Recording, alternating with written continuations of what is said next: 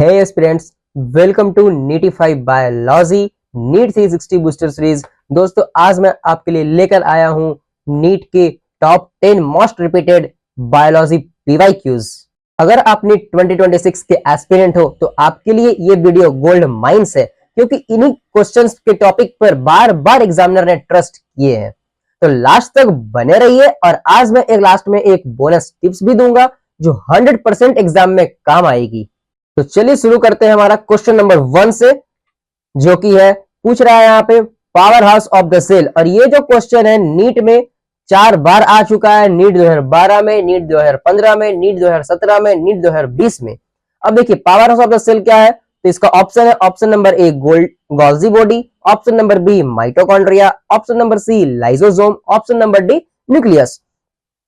तो देखो ये क्वेश्चन तुम्हारा एनसीईआरटी में cell the unit of life के चैप्टर का है, जिसका आंसर होगा तुम्हारा option number B mitochondria. Power house of the cell हम लोग किसे कहते हैं, तो माइटोकॉन्ड्रिया को कहते हैं। अब देखो क्या होगा, जैसे कि तुमने इस क्वेश्चन को लगाया, ठीक है, और ये क्वेश्चन किस टॉपिक का है, तुम्हें टॉपिक पता चल गया माइटोकॉन्ड्रिया।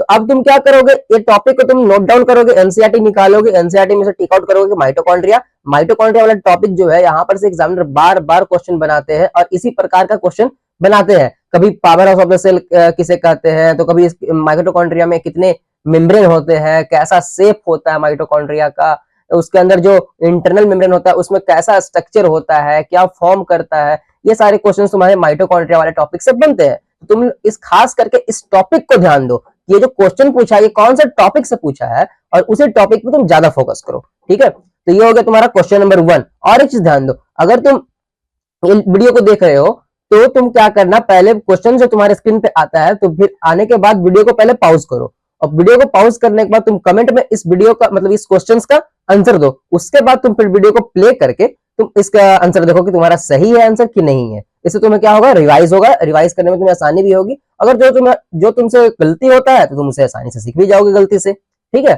तो चलो नेक्स्ट चलते हैं क्वेश्चन नंबर 2 पे। तो ये हमारा क्वेश्चन नंबर 2 कहता है फंक्शनल यूनिट ऑफ किडनी, जो कि तुम्हारा 2011 में, 2014 में, 2018 में, 2021 में ये भी 4 बार पूछा गया है। तो क्वेश्चन क्या है, functional unit of kidney, kidney का फंक्शनल यूनिट कौन सा है, टीसीटी, डीसीटी, नेफ्रॉन या फिर न्यूरॉन्स। तो इसका आंसर है option number C nephrons. Next चलते हैं क्वेश्चन नंबर 3, जो कि 2013, 2016, 2019 और 2022 में पूछा गया है। क्वेश्चन है largest gland in human body, human body का लार्जेस्ट ग्लैंड कौन सा है, तो लंग्स है, थाई है, लिवर है या फिर न्यूरॉन है। तो largest gland in human body क्या है, हमारा लिवर, ऑप्शन नंबर सी होगा आंसर, ठीक है। नेक्स्ट चलते हैं क्वेश्चन नंबर 4, जो कि पूछा गया है 2010 में, 2015 में, 2019 में, 2023 में। इसका क्वेश्चन है site of photosynthesis in plants, plants में फोटोसिंथेसिस का साइट क्या है, साइटोप्लाज्म, क्लोरोप्लास्ट, सेंट्रियोल, क्रोमोसोम। तो इसका आंसर होगा option number B chloroplast. Next चलते हैं हम लोग क्वेश्चन नंबर 5 पे, जो कि पूछा है 2012 में, 2016 में, 2018 में, 2021 में। क्वेश्चन है गैस रिलीज ड्यूरिंग फोटोसिंथेसिस, कौन सा गैस रिलीज होता है फोटोसिंथेसिस के दौरान, तो कार्बन डाइऑक्साइड, ऑक्सीजन, नाइट्रोजन या फिर नन ऑफ दिस। तो इसका आंसर होगा option number B oxygen. Photosynthesis के दौरान जो गैस रिलीज होता है वो क्या है, ऑक्सीजन है।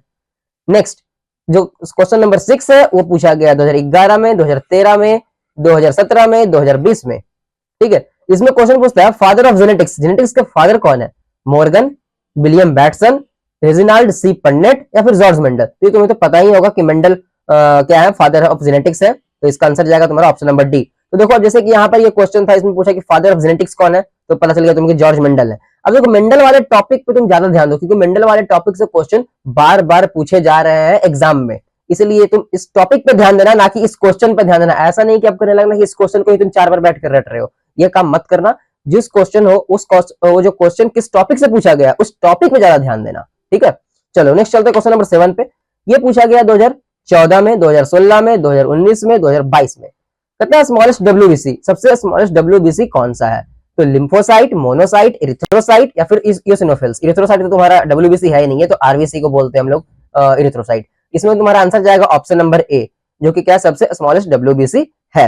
अब देखो जैसे कि इसमें आया तुम्हारा सबसे स्मॉलेस्ट डब्ल्यूबीसी, तुम डब्ल्यूबीसी वाले टॉपिक पे ज्यादा तुम ध्यान दो और इससे तुम्हारा क्वेश्चन बनता भी है, क्योंकि डब्ल्यूबीसी के बहुत सारे टाइप्स भी होते हैं। डब्ल्यूबीसी के 2 टाइप्स होते हैं, ग्रेनुअल्स, ए ग्रेनुअल्स होते हैं, फिर ग्रेनुअल्स के 3 टाइप्स होते हैं, ए ग्रेनुअल्स के फिर टाइप्स होते हैं।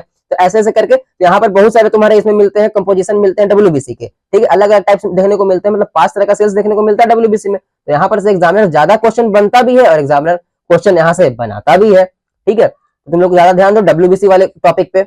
नेक्स्ट चलते हैं क्वेश्चन नंबर 8 पे। ये है तुम्हारा पूछा गया 2010 में, 2012 में, 2018 में, 2021 में। इसमें पूछता है किंगडम ऑफ प्रोकैरियोट्स, प्रोकैरियोट्स के किंगडम कौन सा है, प्रोकैरियोट्स में मतलब कौन से किंगडम आते हैं, प्रोटिस्टा, मोनेरा, बैक्टीरिया, फंगी। अब देखो यहाँ पे तुम्हें कंफ्यूजन होगा मोनेरा मारे कि बैक्टीरिया मारे, तो बैक्टीरिया भी किसके अंदर आता है, बैक्टीरिया भी तो एक क्या बोलते हैं लिविंग ऑर्गेनिज्म, वो तो एक मोनेरा किंगडम के अंदर आता है। तो किंगडम तुमसे पूछ रहा है, तो तुम किंगडम जब बात कर रहा है तो किंगडम में जब बोलेगा तो मोनेरा हम लोग टिक आउट करेंगे। बैक्टीरिया अगर यहाँ पे ऑर्गेनिज्म पूछता ना तो हम लोग बैक्टीरिया पे जाते हैं, लेकिन यहाँ पे किंगडम पूछा है, किंगडम ऑफ प्रोकैरियोट्स, प्रोकैरियोट्स का किंगडम कौन सा है, तो किंगडम मोनेरा है, ना कि किंगडम बैक्टीरिया हम लोग नहीं पढ़े, किंगडम बैक्टीरिया नहीं होता है। तो यहाँ पे आंसर क्या जाएगा, answer option number B. Next चलते हैं क्वेश्चन नंबर 9 पे। ये 2011 में पूछा, 2015 में, 2019 में और 2022 में पूछा हुआ है। ये पूछता है कि विटामिन दैट प्रिवेंट रिकेट्स, कौन सा विटामिन से मतलब कौन सा ऐसा विटामिन है जो रिकेट्स होने से हम लोग को बचाता है, ठीक है।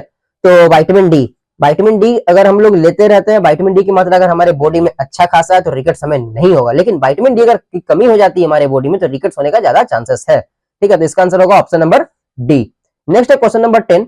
ये तुम्हारा 2013 में पूछा है, 2016 में, 2018 में, 2020 में। इसमें कहता है site of protein synthesis, protein synthesis कहां पे होता है, राइबोसोम, न्यूक्लियोसोम, न्यूक्लियस, माइटोकॉन्ड्रिया। तो इसका तुम्हें तो पता ही होगा, यह तो ऑप्शन नंबर ए तुम लोग पढ़ते आ रहे होगे 9 क्लास से ही कि साइट ऑफ प्रोटीन सिंथेसिस कहां पे होता है, तो राइबोसोम में, ऑप्शन नंबर ए। तो ये हो गया तुम्हारा यहाँ पे क्वेश्चंस कंप्लीट। तो अब हम बात करते हैं बोनस टिप्स का। तो देखो बोनस टिप्स ये है कि जब आप पीवाईक्यू सॉल्व करते हो ना तो उनके ईयर को नोट करो, ये बता देते हैं कि एग्जामिनर किस टॉपिक को रिपीट कर रहा है और आप उस टॉपिक को ज्यादा फोकस के साथ पढ़ो। बायोलॉजी के 80 to 85% questions direct NCERT plus PYQ pattern से ही आते हैं, ठीक है। सो फ्रेंड, ये थे top 10 most repeated biology PYQ with year. अगर आप इनके टॉपिक को अच्छे से रिवाइज कर लोगे तो आपके 30 से 40 मार्क्स पक्के हो गए नीट 2026 में। और अगर वीडियो पसंद आया हो तो लाइक जरूर करो, अपना फेवरेट पीवाईक्यू कमेंट में बताओ और चैनल को सब्सक्राइब करके बेल आइकन को दबा दो। और एपिसोड 5 में हम बात करेंगे एनसीईआरटी के मोस्ट कंफ्यूजिंग लाइन, जहां से एग्जामिनर आपको ट्रैप करता है, और एनसीईआरटी के वो लाइन जहां से डायरेक्टली क्वेश्चंस आ चुके हैं नीट में। So just wait for episode 5। See you in the next class. Happy learning with Neetify biology.